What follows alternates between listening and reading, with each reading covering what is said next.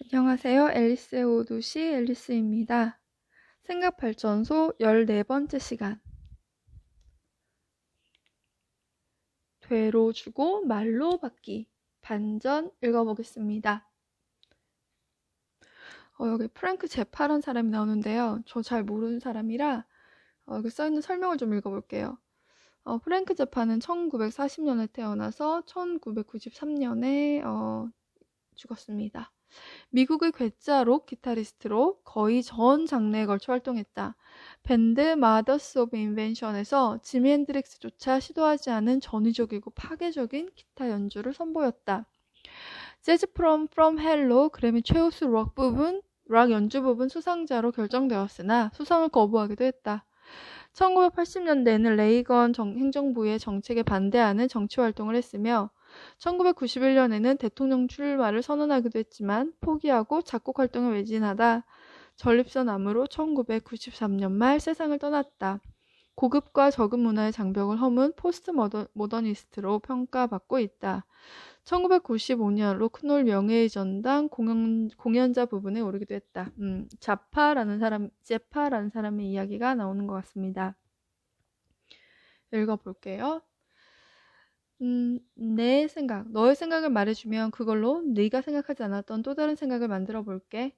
일단 어떤 것을 알게 되면 그것으로 제2의 생각을 만들기는 쉽다. 이것저것 주워 모은 재료들로 마술처럼 놀라운 것을 만들어내는 초현실주의 콜라주도 이와 비슷한 방법으로 이루어진다. 중요한 건 주어진 재료들만 가지고 다른 식으로 정리하기, 혹은 다른 식으로 평가하기, 또는 거꾸로 뒤집기 등의 방법을 이용해 새로운 것을 만들어낸다는 사실이다. 록 기타리스트 프랭크 제파의 팬들을 위한 보기 한 가지를 들어보자. 제파는 조 파인이라는 사람의 토크쇼에 게스트로 초대를 받았다. 그런데 이 조 파인이라는 사람은 의도적으로 고약하고 심술궂은 이야기를 끄집어내 게스트들을 못살게 굴기로 유명했다. 게스트들을 소개하고 나서는 곧바로 그 게스트의 재능이라든가 외모 혹은 신념 등을 꼬집으며 악의적인 농담을 하는 게 예사였다. 어떤 이들은 다른 사람에게 상처를 입히는 파인의 그런 태도가 부분적으로는 다리를 절단한 후 입은 마음의 상처 탓이라고 했고, 또 어떤 이들은 파인의 성격이 애초부터 그렇게 막대먹은 것이라고도 했다. 어쨌든 제파가 초대를 받은 것은 1960년대 초반으로 긴 머리의 남자가 흔치 않을 때였다. 제파에 대한 소개가 있고 난 후 곧바로 다음과 같은 난타전이 이어졌다. 조파인. 제 느낌입니다만 당신의 긴 머리가 어딘지 모르게 당신을 소녀처럼 보이게 만드는 것 같습니다. 프랭크 제파. 제 느낌입니다만 당신의 나무다리가 어딘지 모르게 당신을 책상처럼 보이게 만드는 것 같습니다. 제파의 받아치기는 그야말로 걸작이었다. 물론 이런 식으로 말할 수도 있었을 것이다. 어떻게 사람을 외모만 보고 판단하실 수 있습니까? 그러나 정말 그렇게 말했다면 그처럼 지루하고 무기력한 대응도 없었을 것이다. 제파는 그래서 파인의 말투를 그대로 넘겨받아 그걸로 상대방을 되돌려 쳤다. 제파가 한 말은 텔레비전 토크쇼 진행자 파인이 한 말과 똑같은 구조로 이루어져 있다. 다만 낱말 2개만 바꿔치기했을 뿐이다. 그런데 그것만으로도 의미는 확연히 달라진다. 바로 그 점이 그의 대답을 빛나게 한 것이다. 만약 파인의 전주곡 없이 그 문장 하나만 놓고 본다면 재미가 한결 덜할 것이다.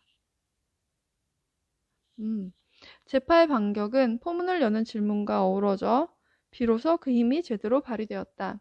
바로 그것이 반전의 전형적인 모습이다. 반전에는 스프링보드처럼 도약을 위한 어떤 발판이 필요하다. 이 점은 다음의 시에서도 잘 드러난다. 오이겐 로트의 이 시는 악의와는 거리가 먼 위트일 뿐이다. 가시 없는 장미는 없다고 사람들은 화를 내지만 가시만 많고 장미는 없다면 그 화는 걷잡을 수 없이 커지리. 로트는 널리 알려진 대중적인 생각으로부터 새로운 걸 만들어냈다. 새로운 두 번째 말, 가시만 많고 장미는 없다면을 첫 번째 말과 거의 똑같은 형식으로 만든 것이다. 이미 주어져 있는 요소들에 아주 조그마한 변화만 주어도 그 질서가 새로워지면서 놀라운 의미가 생겨난다. 여기서도 역시 새로운 말, 가십만 많고 장미는 없다면이 갖는 힘은 이미 주어진 말에서 비롯되며 그 배경이 없다면 새로운 말의 힘은 그대로 사라져버리고 만다. 이러한 이중구조야말로 반전의 전형적인 특징이다. 옛것과 새것을 한데 묶고 알려진 것과 알려지지 않은 것을 한데 묶는 것만으로 독창적이고 놀라운 효과를 불러일으킨다. 이런 반전을 위한 비법은 여러 가지가 있다. 우선 주어진 말에서 몇 가지 요소를 떼어버릴 수도 있고 몇 가지 요소를 보탤 수도 있다. 또한 그 요소들의 뜻을 뒤바꿀 수도 있고 그 평가를 달리할 수도 있다. 이 중에서 가장 자주 쓰이는 것은 교차 형식이다. 말하자면 A는 B다 대신 B는 A다라고 하는 식이다. 지금부터 이런 가능성들 몇 가지를 설명하기로 하겠다. 그러기에 앞서 배열과 정리를 달리하는 방법부터 먼저 살펴보자. 이 방법은 특히 속담에 많이 쓰인다. 별다른 수고 없이 그저 몇몇 요소만 바꿔도 가능하기 때문이다. 잘 알려진 속담을 몇 가지 추려보자. 울지만 말고 참는 법을 배워라. 바꾸면 참지만 말고 우는 법을 배워라. 땀 없는 결실 없다. 결실 없는 땀 없다. 부자로 아픈 것보다 가난해도 건강한 게 낫다. 가난하고 아픈 것보다 부자로 건강한 게 낫다. 물론 새롭게 만들어진 말들은 애초에 말을 정확히 알고 있는 사람에게만 재미를 줄 수 있다. 주객전도. 이것은 나와 너의 축을 뒤집는 반전의 기술이다. 이 기술은 특히 다른 사람이 우리를 향해 요구나 명령을 할 때 그걸 검토하고 확인하기 위한 방법으로 거의 언제나 어느 경우라도 쓸 수 있다. 이 기술을 통해 이를테면 꾸지람을 받는 입장에서 꾸지람을 하는 입장으로 돌변할 수도 있다. 어린 아들과 어머니 사이의 대화를 한번 보자. 엄마, 자 이제 우유 마셔야지. 아 맛있다. 아들, 아 아침마다 우유야. 엄마, 건강에 얼마나 좋은 건데. 아들, 하지만 난 우유는 싫은걸? 엄마, 우유에는 비타민도 아주 많아요. 아들, 그렇게 비타민 많은데 엄마는 왜 안 마셔요? 더할 나위 없이 분명한 대답이다. 우리에게 이래라 저래라 하는 사람 그 자신도 그렇게 하는지 살펴보는 것만큼 분명한 확인이 어디 있겠는가. 아들은 낱말을 재배치하거나 하는 수고 없이 그저 역할만 바꿨을 뿐이다. 메시지를 보낸 사람이 이제 메시지를 받는 사람이 된 것이다. 그리고 그 메시지는 전혀 달라진 게 없다. 제 앞가림도 못하면서 남일 참견한다 라는 말이 있는데 바로 주객전도의 정수를 표현한 말이다. 주객전도는 누군가 원치 않는 참견이나 명령을 하고 나설 때 요긴하게 쓸 수 있는 기술이다. 새로운 드라마 각본. 이 반전 기술은 세상을 새로워 보이게 만든다. 코페르니쿠스적 전환이란 말은 이미 오래전부터 널리 쓰이고 있는 말이다. 프라우엠부르크 성당에서 일하며 연구하던 니콜라우스 코페르니쿠스는 지구와 태양의 역할을 바꾸어 놓았다. 태양이 지구 둘레를 도는 게 아니라 거꾸로 지구가 태양 둘레를 돌게 된 것이었다. 코페르니쿠스가 이용한 요소들은 옛날의 우주관을 결정지었던 그 요소들 그대로인 태양과 지구와 행성들 뿐이다. 다만 그는 우주의 드라마에서 이 주인공들을 위한 각본만 달리 썼을 뿐이다. 극작가나 영화인들도 그와 비슷하다. 시대를 훌쩍 뛰어넘어 알프레드 히치콕이 프랑스와 트리포와 대화를 나누면서 고백했던 것도 그 방법이었다. 그의 경우에는 태양과 달과 행성의 문제가 아니라 살인 장면이 문제였다. 히치콕은 이렇게 말했다. 어떤 남자가 살해당하게 될 것으로 보이는 장소에 나타납니다. 이 장면을 보통 어떻게 만들죠? 어두침침한 밤, 으슥하고 좁은 도시의 교차로. 희생자는 가로등 불빛을 받고 서 있죠. 도로 표면은 비에 젖어 있고요. 그런 다음 담벼락을 따라 지나가는 검은 고양이가 클로즈업되고 어느 창문이 화면에 잡히고 그 창문 뒤로는 바깥을 내다보는 한 남자의 얼굴이 희미하게 잡힙니다. 이제 서서히 검은색 리무진이 다가오죠. 그런데 이런 식의 장면을 정반대로 바꿔놓으면 어떻게 될까? 하는 생각을 하게 되었죠. 말하자면 쨍쨍한 햇살 아래 아무 인적이 없는 광활한 평원, 검은 고양이도 없고 창문 뒤에 신비에 쌓인 얼굴도 없고 그 결과물이 바로 히치콕의 스릴러 북북 서로 진로를 돌려라의 주인공 캐리 그랜트가 허허벌판에서 비행기의 공격을 받는 유명한 장면이다. 아인슈타인도 꼼짝 못하게 하는 방법. 사소한 토론이나 논쟁 혹은 편지 교환 등에서도 반전은 자주 만나게 되는 기술이다. 특히 이런 경우에는 주객전도가 애용된다. 그런 고전적인 본보기로 세 가지를 들어보자. 1. 임마누엘 칸트의 순수 이성 비판은 이 세상에 등장하면서부터 철학의 건방진 모습들을 단칼에 쓸어내버릴 기세였다. 칸트 이전의 사상가들은 우주나 신에 대한 생각을 이야기하면서 별다른 문제가 없었다. 그런데 칸트는 그런 생각을 선험적이라거나 초월적이라며 비판하고 비웃음거리로 만들면서 엄격하게 금지시켰다. 경험에 뿌리를 두지 않고 그저 할 일 없이 생각만 앞세운 그런 것은 이제 완전히 청산해야 할 때가 되었다는 주장이었다. 괴테의 친구였던 프리드리히 야코비는 칸트를 열렬히 옹호하는 칸트 신봉자였다가 후에 신랄한 칸트 비판자로 돌아선 사람이다. 그는 칸트도 칸트 자신이 공격하고 있는 적대자들과 똑같은 방식을 쓰고 있다는 사실을 지적했다. 칸트 역시 결코 경험적으로 증명하여 확인할 수 없는 그런 사변적인 대상들에 대해 이야기했던 것이다. 물 자체란 것을 사람의 인식 능력으로 판단할 수 없는 것이라고 전제하는 것만 해도 그렇다. 그러면서 칸트는 그 물 자체가 우리가 가지고 있는 감각적 인상을 불러일으키는 원인이라고 가르친다. 결국 칸트에게 있어 물 자체란 건 사람의 상상력에 영향을 미치게 된다. 아하. 그런데 문제는 그걸 어떻게 확인할 수 있느냐 하는 것이다. 물 자체가 우리의 감각기관에 어떤 작용을 하는지 관찰하여 밝혀낸다는 것은 어려운 일이다. 그러니까 결국 경험적 바탕이 없는 사변에 지나지 않는다. 다른 사람들의 사변적 태도를 비판하던 칸트 자신도 정작 비판받을 일을 하고 있었던 것이다. 야코비는 자신의 주장을 다음과 같이 마무리한다. 칸트 철학을 공부함에 있어서 그의 이런 모순 때문에 시간이 오래 걸렸다는 사실을 고백해야겠다. 도대체 그 전제, 인식할 수 없는 물 자체가 상상력에 영향을 미친다라는 전제 없이는 칸트 철학 속에 들어갈 수 없고 또 그 전제를 담고 있자니 그 체계 안에 머무를 수 없는 그 모순 때문에 나는 끊임없이 갈피를 잃고 헤매야만 했다. 이 논거는 칸트를 비판하는 반론 중에서도 고전에 속하는 것으로 오늘날에도 여전히 쓰이고 있다. 2. 분석 철학이라고 하면 루돌프 카르나프가 기틀을 다지는데 한 몫을 했다. 카르나프가 구축한 경험적 감각의 기준은 하나의 문장, 진술, 판단, 명제. 하나의 문장이 의미를 가질 수 있는 건 오로지 경험에 의해 증명될 수 있거나 아니면 순수 논리적 성격을 띠고 있을 때뿐이라는 것이다. 경험에 근거를 둔 진술이라면 그 참과 거짓을 경험으로부터 확인할 수 있고 또 순수 논리적 절차라면 수학적 검토를 통해 참과 거짓을 판단해낼 수 있기 때문이다. 따라서 이 두 가지 경우에 있어서는 진술된 내용의 참과 거짓을 가려 통제할 수 있는 가능성이 확보된다. 자연과학의 태제들도 마찬가지로 확인 가능하다. 그러나 철학의 진술은 사정이 다를 때가 많다. 세계, 신, 영혼 등에 대한 사변적 진술을 어떻게 검토하여 확인할 수 있단 말인가. 그리하여 분석 철학은 형이상학에 대한 공격의 수위를 높인다. 그따위는 아무 의미가 없다는 것이다. 위대한 정신적 전통의 한 갈래를 그처럼 극단적으로 깎아내리는 건 나름대로 인상적이긴 하지만 감각 기준이라고 하는 것 그 자체가 갖는 가치는 무엇인가 하는 문제에 이르면 상황은 또 달라진다.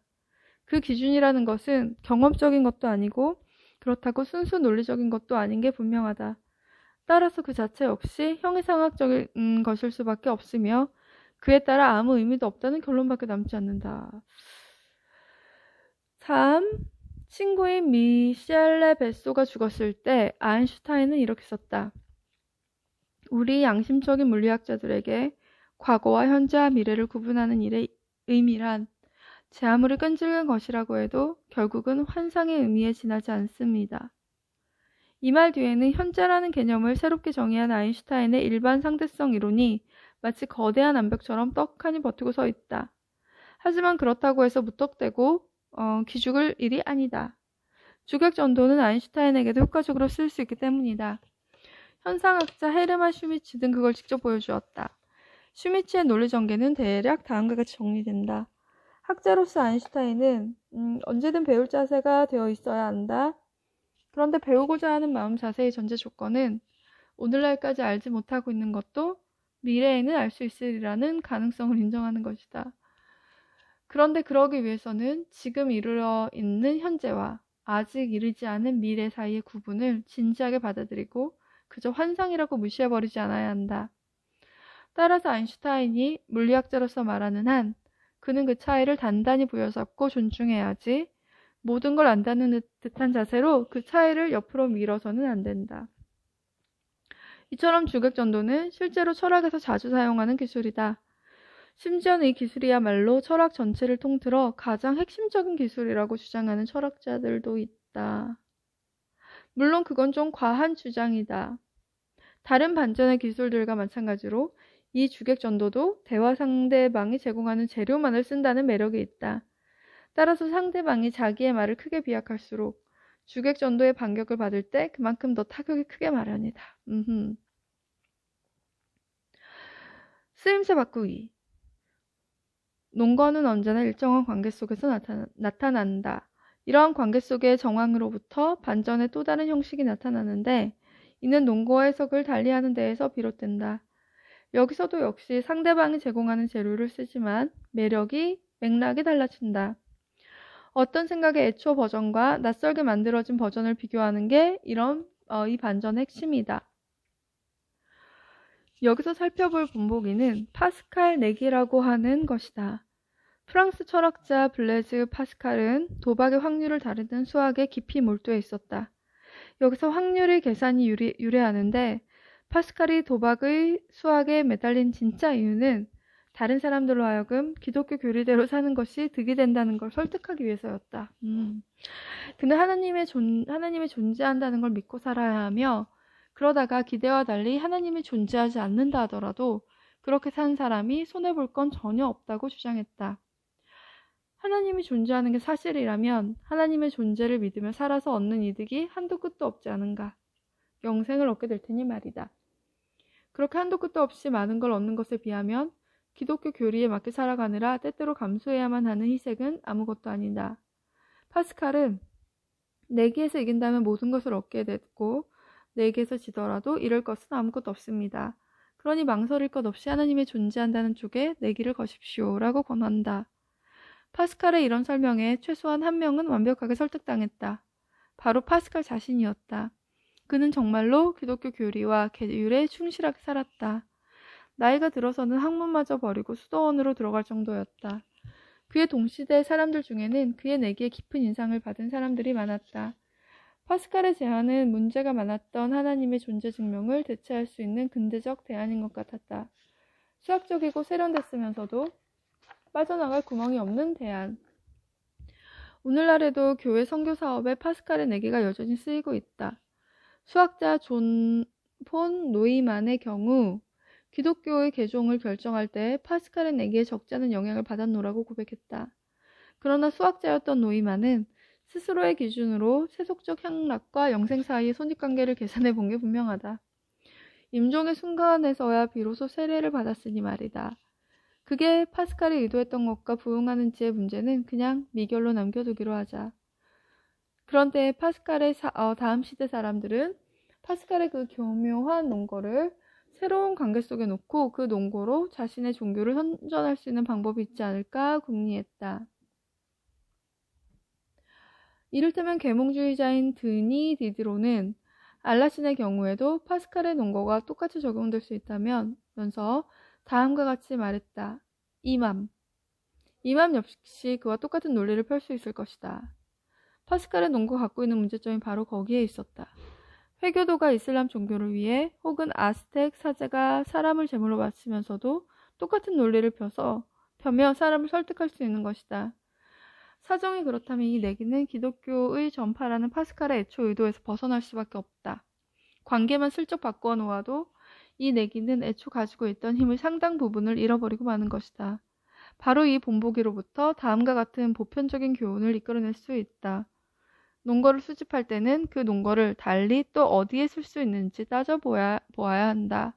즉, 목적 혹은 목표를 대체시켜 보아야 한다. 그러한 본보기를 어머니 자연으로부터 가져와 보자. 자연은 끊임없이 창조하는 것 같지만 그 창조는 새로 만들어내는 것이라기보다는 이미 있는 걸 바꾸어 만들어내는 것이라고 하는 편이 옳다. 자연의 창조는 살아있는 대상물을 손질하는 일이라고 볼 수 있다. 자연은 스스럼 없이 아래턱 관절을 귀의 뼈로 바꾸는가 하면 장을 허파로 바꾸기도 한다. 또한 진화론 얘기인가 봅니다. 또한 물고기의 척추는 꼬리를 움직이는 데 쓰이지만 사람의 척추는 머리를 떠받치는 데 쓰인다. H.O.T와 생각의 반전. 마무리를 짓는 김에 자연과학 분야를 잠시 들여다보자. 자연과학의 세계에서도 혁신과 개혁의 과정에 반전이 한 몫을 하기 때문이다. 무리화학식을 발견한 것도 결국은 반전에 의한 추론 덕이었다. 영국의 화학자 험프리 데이비는 1800년 이탈리아인 동료 알렉산드로 볼타가 만들었다는 이상한 전지에 대한 소식을 들었다. 볼타는 이 장치가 발명되기 전까지는 지속적인 전기 발생이 불가능했다. 볼타의 이 장비가 발명되기 전까지는 지속적인 전기 발생이 불가능했다. 데이비는 그 소식을 듣자마자 전기가 화학 반응에 의해 일어나는 것이라고 추측했다. 화학이 전기를 만든다. 그는 거기서 멈추지 않고 그걸 뒤집은 반전도 가능하리라 생각했다. 말하자면 전기로 화학을 만드는 것이다. 실제로 이 기발한 생각은 매우 쓸모있는 것으로 확인되었다. 데이비는 전기를 이용하여 물의 구성 성분을 분해하는 데 성공했다. 그러면서 그는 수소와 산소가 일정한 양으로 결합되어 있다는 사실도 입증해낼 수 있었다. 그리하여 가장 중요한 화학식 H2O를 위한 토대가 마련되었다. 그 밖에도 데이비는 자신이 발견한 이 방법으로 칼슘과 나트륨을 비롯한 여러 가지 원소들을 분해했고, 그러면서 원소주기율표가 만들어질 수 있는 바탕을 다졌다. 자신이 발견한 것들에 대한 데이비의 공개 강의는 그 당시 대중적으로 대단한 인기를 끌었다. 당시 젊은 작가였던 메리 셸리는 그의 강의를 듣고 감탄하여 나중에 그녀의 소설 프랑켄슈타인에서 발트만 교수의 강연이 데이비의 문구를 발트만 교수의 강연에 데이비의 문구들을 빌어다 썼다. 와, 반전 정말 재밌었네요. 그 진화론을 좀 그렇게 설명한 것도 그렇지만 이 옌스 젠트겐이라는 이 사람도 자신이 비판했던 어떤 화법을 스스로 사용하고 있는 것 같습니다. 아까 그 진화론을 설명하는 그 부분에서도 사실은 논리적으로 타당하지 않은데 슬쩍 넘어가는 느낌이 좀 들었거든요. 이렇게 오늘은 생각발전소, 대로 주고 말로 만들기, 받기, 반전에 대해서 읽어보았습니다. 이제 완주가 얼마 안 남았네요. 끝까지 함께 다 읽어보아요. 앨리스의 오두시 앨리스였습니다. 안녕.